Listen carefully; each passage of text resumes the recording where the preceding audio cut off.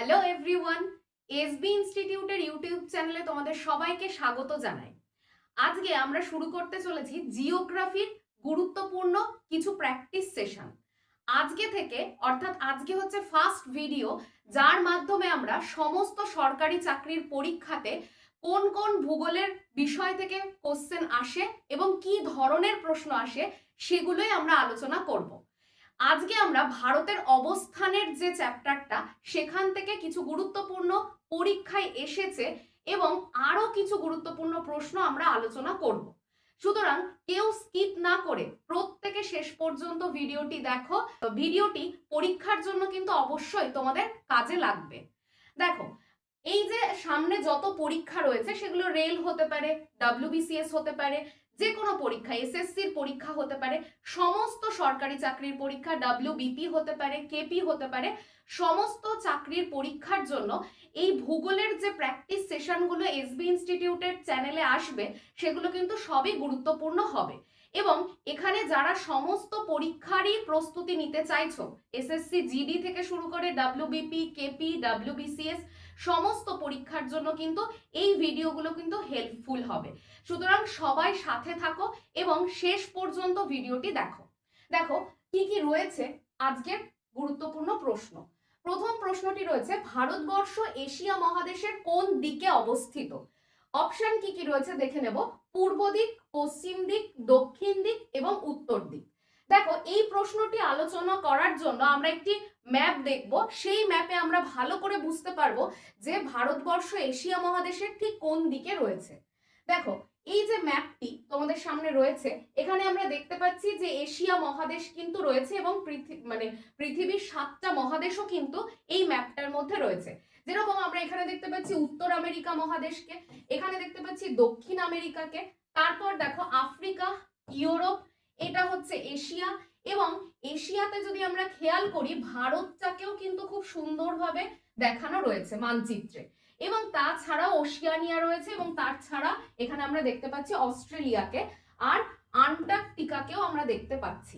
এবং আমরা মহাসাগরগুলোকেও দেখতে পাচ্ছি। প্রধানত এখানে 3টে মহাসাগর দেখতে পাচ্ছি, প্রশান্ত মহাসাগর, আটলান্টিক মহাসাগর, ভারত মহাসাগর, কুমেরু মহাসাগর আর সুমেরু মহাসাগরকে। তাহলে দেখো, আমাদের প্রশ্নটা ছিল যে ভারত এশিয়া মহাদেশের কোন দিকে আছে। এখান থেকে আমরা বুঝতে পারছি যে প্রত্যেকটা ম্যাপের একদম উত্তর দিকটা হচ্ছে এই দিকটা। দেখবে প্রত্যেকটা ম্যাপের নর্থ লাইন বেশিরভাগ ম্যাপে করা থাকে এবং সেটা কিন্তু ম্যাপের ওপরের দিকটা বা উত্তর দিকটাকে বোঝায়। তাহলে ম্যাপের যদি এটা উত্তর দিক হয়, এটা কোন দিক হবে? এটা পূর্ব দিক হবে। এটা কোন দিক হবে? পশ্চিম দিক। এবং এই অংশটা হবে দক্ষিণ দিক, বা এই অংশটা হবে দক্ষিণ দিক। তাহলে এই রেসপেক্টে যদি আমরা ভালো করে দেখি, এশিয়া মহাদেশের দেখো ঠিক দক্ষিণ দিকে কি রয়েছে? ভারত রয়েছে।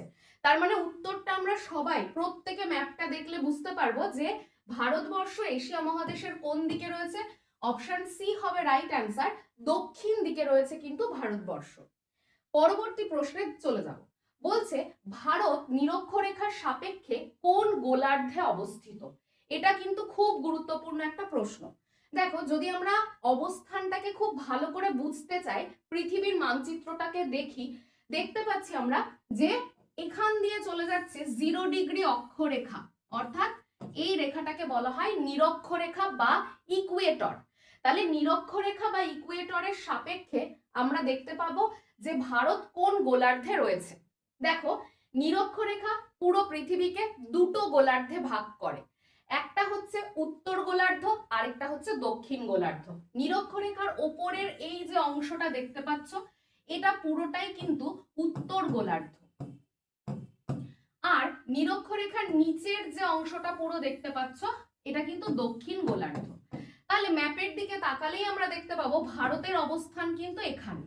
তার মানে নিরক্ষরেখার সাপেক্ষে ভারতের অবস্থান কোথায় দেখতে পাচ্ছি? উত্তর গোলার্ধে অবস্থিত। তাহলে এটার সঠিক যে উত্তর সেটা কি হয়ে যাচ্ছে? নিরক্ষরেখার সাপেক্ষে ভারত উত্তর গোলার্ধে বা উত্তর দিকে অবস্থিত। এটা উত্তর গোলার্ধ বা উত্তর দিক হবে উত্তর। তারপরের প্রশ্নটা দেখো, বলছে ভারত মূল মধ্যরেখার সাপেক্ষে কোন গোলার্ধে অবস্থিত?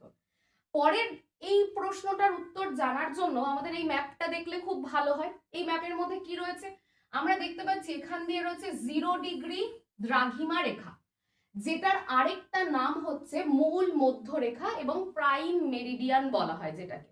তাহলে এই 0° দ্রাঘিমা রেখা পুরো পৃথিবীকে দুটো গোলার্ধে ভাগ করে।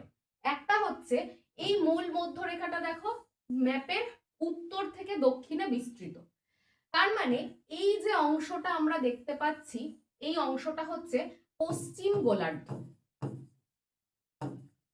এই পুরো অংশটা হচ্ছে পশ্চিম গোলার্ধ। আর মূল মধ্যরেখার যদি ডান দিকটাকে খেয়াল করি, অর্থাৎ এই অংশটা পুরোটা হচ্ছে কি গোলার্ধ, পূর্ব গোলার্ধ। তার মানে আমরা মাথায় রাখবো মূল মধ্যরেখা পুরো পৃথিবীকে দুটো গোলার্ধে ভাগ করছে, একটা গোলার্ধ হচ্ছে পশ্চিম গোলার্ধ, আরেকটা গোলার্ধ হচ্ছে পূর্ব গোলার্ধ। তাহলে এবার যদি আমরা খেয়াল করি ভারতের অবস্থান মূল মধ্যরেখার সাপেক্ষে, আমরা প্রত্যেকে বুঝতে পারবো এইটা হচ্ছে মূল মধ্যরেখা এবং ভারত কোন গোলার্ধে রয়েছে, ভারত কিন্তু পূর্ব গোলার্ধে রয়েছে, কারণ মূল মধ্যরেখার এই অংশটা পুরোটাই হচ্ছে পূর্ব গোলার্ধ আর মূল মধ্যরেখার বাঁ দিকের এই পুরো অংশটা হচ্ছে পশ্চিম গোলার্ধ। তাহলে এখানেও আমরা সঠিক উত্তরটা বুঝতে পারবো যে ভারত মূল মধ্যরেখা বা প্রাইম মেরিডিয়ানের সাপেক্ষে রয়েছে কোন গোলার্ধে, পূর্ব গোলার্ধে রয়েছে, অর্থাৎ অপশন এ হয়ে যাবে এই প্রশ্নের সঠিক উত্তর। তোমাদের প্রত্যেকের ভিডিওটা বা এই সেশনটা ঠিক কেমন লাগছে কমেন্ট সেকশনে অবশ্যই জানিও। যদি এরকম আরো ভিডিও দরকার হয় সেটাও কিন্তু অবশ্যই জানাতে ভুলো না। এর পরের প্রশ্নে চলে আসি, ভারতের কটি রাজ্যের ওপর দিয়ে কর্কট ক্রান্তি রেখা বিস্তৃত? অপশন এ আছে 5টি, বি আছে 8টি, সি আছে 10টি এবং ডি আছে 9টি। তাহলে ভারতের মোট কটা রাজ্য, এটা প্রত্যেকেই আমরা পারবো। অপশন বি, 8টা রাজ্যের ওপর দিয়ে কর্কট ক্রান্তি রেখা ভারতের বিস্তৃত। এটা কিন্তু খুব সাধারণ প্রশ্ন, এটা তোমরা সবাই জানো, কিন্তু আজকের এই সেশনটাতে এমন কিছু প্রশ্ন রয়েছে যেগুলো কিন্তু সচরাচর তোমরা খুব একটা প্র্যাকটিস সেশনে করে থাকো না, কিন্তু এই প্রশ্নগুলো মানে আসার সম্ভাবনা কিন্তু প্রবল, কারণ প্রত্যেকটা পরীক্ষার কিন্তু কোশ্চেনের যে প্যাটার্ন সেটা কিন্তু চেঞ্জ হচ্ছে এবং প্রত্যেকটা কোশ্চেন কিন্তু আস্তে আস্তে স্ট্যান্ডার্ড করা হচ্ছে। সুতরাং আমাদেরকে কিন্তু একদম সমস্ত রকম প্রশ্ন প্র্যাকটিস করতে হবে, তবেই কিন্তু আমি কনফিডেন্টলি গিয়ে আমরা পরীক্ষাতে বসতে পারবো। তাহলে দেখে নেব এটাকেই ম্যাপে কর্কট ক্রান্তি রেখার এই ম্যাপটা খুব ভালো করে খেয়াল করো। দেখো কর্কট ক্রান্তি রেখা অর্থাৎ যে রেখাটার মান 23.5° উত্তর, এই রেখাটা আমাদের ভারতের মধ্যভাগ দিয়ে বিস্তৃত। ভারতের 8টা রাজ্যের ওপর দিয়ে বিস্তৃত। কি কি রাজ্য রয়েছে সেটা আগে একটু দেখে নেব। সবার প্রথমে দেখো কর্কট ক্রান্তি রেখা রাজস্থানে আছে, গুজরাটে আছে, তারপর দেখো কোথায় আছে, রাজস্থানে, তারপর দেখো আছে মধ্যপ্রদেশে, তারপর আছে ছত্তিশগড়ে, তারপর ঝাড়খণ্ডে, তারপর পশ্চিমবঙ্গে, তারপর ত্রিপুরা, তারপর আছে মিজোরামে। তাহলে আমাদেরকে মাথায় রাখতে হবে ভারতের মাঝখান দিয়ে যে রেখাটা বিস্তৃত সেটা হচ্ছে কর্কট ক্রান্তি রেখা, এবং কর্কট ক্রান্তি রেখার মান যদি দেয় সেটা কত হবে, 23.5° উত্তর হবে। এবং এই রেখাটা কিন্তু ভারতের মাঝখান দিয়ে গেছে, মোট 8টা রাজ্যের ওপর দিয়ে গেছে। একদম চোখ বন্ধ করলেই যেন রাজ্যগুলো তোমাদের মনে থাকে। সবার প্রথমে আছে গুজরাটে, তারপর রাজস্থানে, তারপর মধ্যপ্রদেশে, তারপর ছত্তিশগড়, তারপর ঝাড়খণ্ড, তারপর পশ্চিমবঙ্গ, তারপর ত্রিপুরা এবং সবার শেষে রয়েছে মিজোরাম। তাহলে এখান থেকে আরো বেশ কিছু প্রশ্ন গুরুত্বপূর্ণ এই কর্কট ক্রান্তি রেখা সংক্রান্ত, সেগুলো এবার দেখে নেব। দেখো পরবর্তী যে প্রশ্নটি রয়েছে, নিম্নলিখিত কোন রাজ্যের উপর কর্কট ক্রান্তি রেখা বিস্তৃত নয়? এই যে না সূচক প্রশ্নগুলো এগুলো কিন্তু পরীক্ষায় খুব ভালো করে পড়ে তারপর উত্তর করবে। দেখো অপশন কি কি রয়েছে, অপশন এ তে আছে গুজরাট, বি তে আছে মিজোরাম, সি তে আছে ত্রিপুরা, ডি তে আছে মণিপুর। তাহলে কর্কট ক্রান্তি রেখা বিস্তৃত নয় কোন রাজ্যে? তোমরা এইমাত্র ম্যাপ দেখলে, আশা করা যায় প্রত্যেকে মনে রাখতে পেরেছো। অপশন এ তে গুজরাট, গুজরাটে তো অবশ্যই আছে, একদম প্রথমেই গুজরাটে রয়েছে, তারপর মিজোরাম সেখানেও রয়েছে, লাস্ট যে ম্যাপে যে রাজ্যটা পড়লাম আমরা কর্কট ক্রান্তি রেখার, সেটা মিজোরাম ছিল। তারপর দেখো ত্রিপুরাও ছিল। তার মানে অপশন ডি হয়ে যাবে রাইট অ্যান্সার। মণিপুরের ওপরে কিন্তু কর্কট ক্রান্তি রেখা নেই। তোমরা অবশ্যই 8টা রাজ্যের নাম মনে রাখবে, যে কোনো একটা রাজ্য দিয়ে দেবে, দিয়ে তোমাদেরকে কিন্তু কোশ্চেন এরকম ভাবেই দিতে পারে যে কোন রাজ্যের ওপর কর্কট ক্রান্তি রেখা নেই বা আছে, এরকম কোশ্চেন কিন্তু দিতে পারে। রাজ্যগুলো কিন্তু 8টা না মনে রাখলে সমস্যা কিন্তু হবে। পরবর্তী কোশ্চেন দেখো কি বলছে, কর্কট ক্রান্তি রেখার সর্বাধিক বিস্তৃতি কোন রাজ্যে? অপশন এ তে আছে রাজস্থান, বি আছে মধ্যপ্রদেশ, সি গুজরাট, ডি পশ্চিমবঙ্গ। দেখো কর্কট ক্রান্তি রেখা সব থেকে বেশি কোন রাজ্যে আছে, এই কোশ্চেনটার সঠিক উত্তর হয়ে যাবে অপশন বি মধ্যপ্রদেশ। একবার ম্যাপে একটুখানি দেখে নি যে কোথায় আছে। দেখো মধ্যপ্রদেশের যদি তোমরা বিস্তার একটু ভালো করে খেয়াল করো, এই যে জায়গাটা, এখান থেকে কর্কট ক্রান্তি রেখা শুরু হয়েছে, এতটা পর্যন্ত রয়েছে মধ্যপ্রদেশেই কর্কট ক্রান্তি রেখা। আর সব থেকে কম কোথায় আছে সেটাও তোমরা কিন্তু ম্যাপ দেখলেই বুঝতে পারবে, একদম অল্প আছে কোথায়, রাজস্থানে।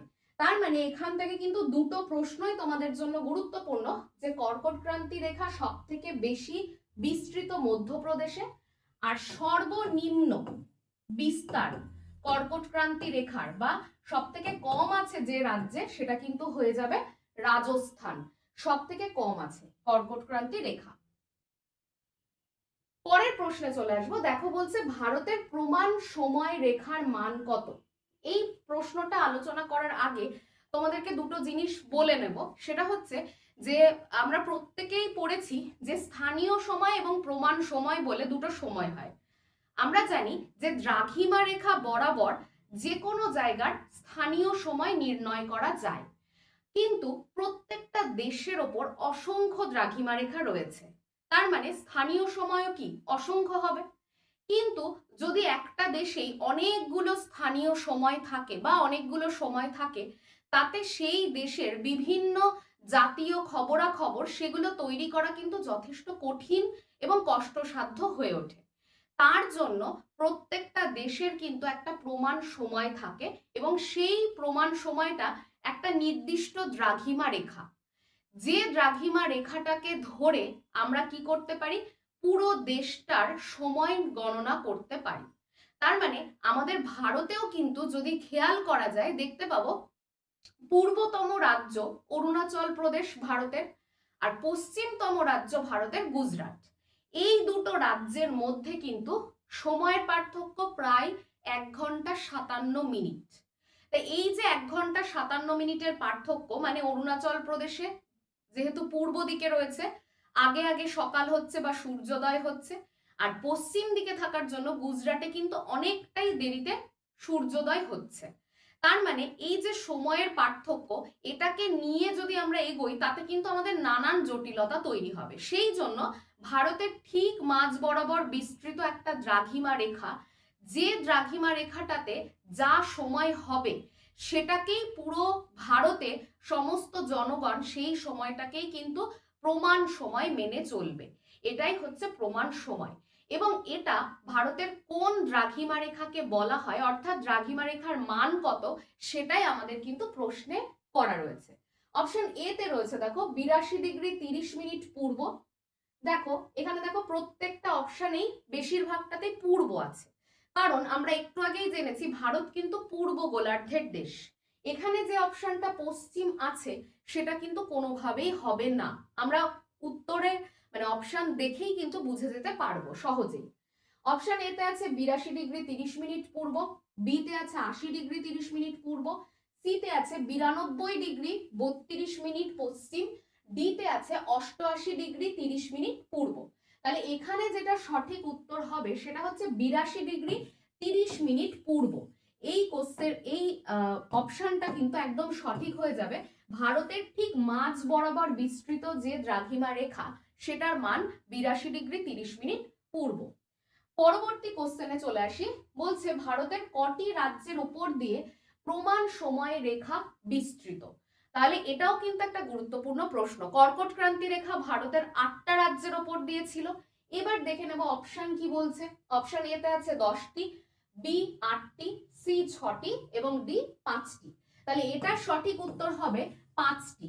ভারতের 5টা রাজ্যের ওপর দিয়ে ভারতীয় প্রমাণ সময় রেখা বা আইএসটি বা যেটার full form Indian standard time সেটা বিস্তৃত।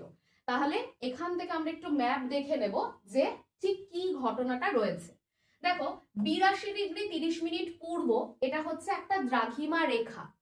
যে দ্রাঘিমা রেখাটা দেখো ভারতের মোটামুটি মাঝখান দিয়ে বিস্তৃত এবং এই দ্রাঘিমা রেখাতে যা সময় হয় সমগ্র ভারতবাসী কিন্তু সেই সময়টাকেই মেনে চলে।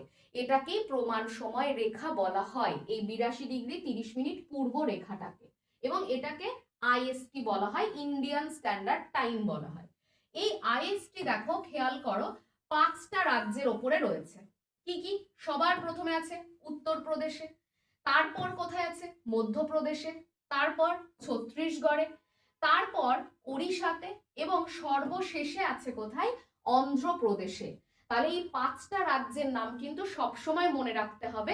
একই রকম প্রশ্ন দিতেই পারে যে কোন রাজ্যের ওপর আইএসটি নেই, তখন তোমাকে মনে রাখতে হচ্ছে উত্তরপ্রদেশ, মধ্যপ্রদেশ, ছত্তিশগড়, ওড়িশা এবং অন্ধ্রপ্রদেশ, এই 5টা রাজ্যে কিন্তু আইএসটি রয়েছে, অর্থাৎ ইন্ডিয়ান স্ট্যান্ডার্ড টাইম রয়েছে। এবং এই রেখাটার মানও কিন্তু সব সময় মনে রাখবে 82°30' পূর্ব। আচ্ছা, এরপরে দেখো পরবর্তী প্রশ্ন দেখো কি বলছে, ভারতীয় প্রমাণ সময় রেখার বিস্তার সর্বনিম্ন কোন রাজ্যে? এটা একটা বেশ ভালো প্রশ্ন। অপশন এ তে রয়েছে Uttar Pradesh, B Odisha, C Chhattisgarh, D Andhra Pradesh. এর জন্য আমরা আবার আগের ম্যাপটাতে চলে যাব। দেখো আইএসটি সব থেকে বেশি বিস্তৃত যে রাজ্যে সেটা হচ্ছে উত্তরপ্রদেশ। এই রাজ্যটাতে আইএসটি কিন্তু সব থেকে বেশি আছে। আর সব থেকে কম যে রাজ্যের ওপর দিয়ে বিস্তৃত সেটা কিন্তু অন্ধ্রপ্রদেশ হবে। তাহলে রাইট অ্যান্সার তোমাদেরকে কিন্তু হাইয়েস্ট এবং লোয়েস্ট দুটোই মনে রাখতে হবে। সব থেকে বেশি আইএসটি বা ভারতীয় প্রমাণ সময় রেখা রয়েছে কোথায়? উত্তরপ্রদেশে। আর সব থেকে কম রয়েছে কোথায়? অন্ধ্রপ্রদেশে। তাহলে এই প্রসঙ্গে দেখো এটার যে উত্তর সেটা কি হবে? এটার সঠিক উত্তর হবে বলছে সর্বনিম্ন, তার মানে সঠিক উত্তর হয়ে যাবে অপশন ডি, অন্ধ্রপ্রদেশে ভারতীয় প্রমাণ সময় রেখা রয়েছে।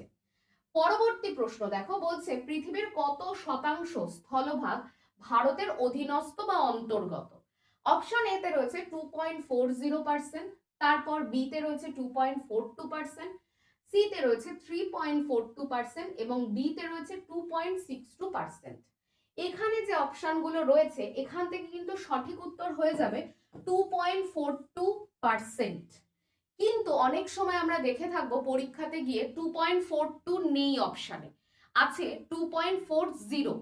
তখন কিন্তু 42 যদি না থাকে তখন কিন্তু আমাদেরকে উত্তর করে আসতে হবে 2.40, কারণ অনেক সময় আমরা খেয়াল করব 42 এর জায়গায় 40 কিন্তু অপশানে থাকে, এটা খেয়াল রাখবে অবশ্যই। তাহলে পৃথিবীর 2.42% স্থলভাগ জুড়ে ভারত রয়েছে। তারপরের কোশ্চেন দেখো, আয়তনের দিক থেকে ভারতের স্থান পৃথিবীতে কত? অপশন এ পঞ্চম, বি প্রথম, সি সপ্তম, ডি দ্বিতীয়। এটার উত্তর খুব সহজ, তোমরা প্রত্যেকেই জানো আশা করছি। সপ্তম হয়ে যাবে রাইট অ্যান্সার। আয়তনের দিক থেকে পৃথিবীর স্থান কিন্তু সপ্তমে। আর আয়তনে সব থেকে প্রথমে কে রয়েছে? সব থেকে প্রথমে রয়েছে কিন্তু রাশিয়া। দ্বিতীয়তে কে রয়েছে? দ্বিতীয়তে রয়েছে কানাডা, তৃতীয়তে রয়েছে চীন, চতুর্থতে রয়েছে আমেরিকা যুক্তরাষ্ট্র,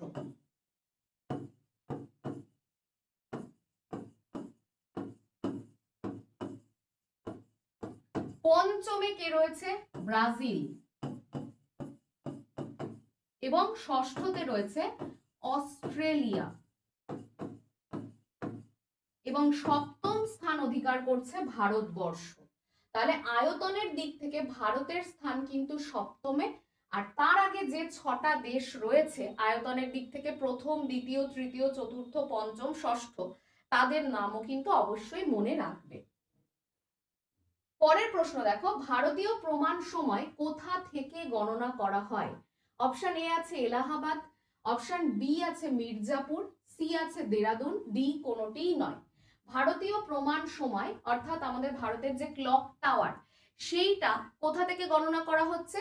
এলাহাবাদের কাছে একটা জায়গা রয়েছে যেটার নাম মির্জাপুর।